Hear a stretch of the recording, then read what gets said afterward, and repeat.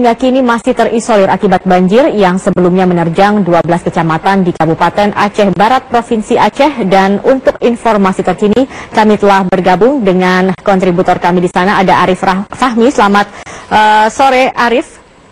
Ya, ya. Ya, ini kabarnya 12 kecamatan, 3 diantaranya terisolir dan ada 7.000 lebih kakak yang mengungsi, tetapi hanya ada 1 tenda pengungsian saja untuk menampung 7.000 kakak ini. Seperti apa kondisi di sana? Bisa Anda gambarkan secara detail? Benar, ya. Sampai saat ini ada sekitar 3.000 jiwa. Mereka terpaksa menginap di tenda sementara yang dibantu oleh BPBD di desa Pasir Masjid. Namun tenda yang didirikan oleh BPBD tersebut tidak mencukupi untuk kebutuhan warga 30.000 warga lebih korban banjir dari 12 kecamatan. Namun warga yang berpencak tersebut mereka memilih mengungsi ke daerah rumah-rumah yang lebih tinggi dan juga masjid-masjid.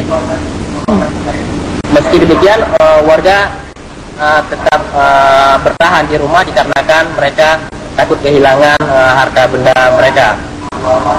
Hingga kini masih ada 3 kecamatan yang masih terisolir dengan ketinggian 1 meter lebih, yaitu yakni Kecamatan Waila Timur, Waila Barat, dan Waila Indu.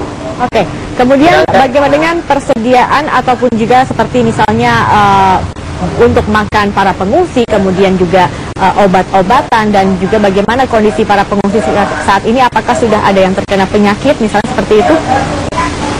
Benar, ya. Dari pantauan kita tadi di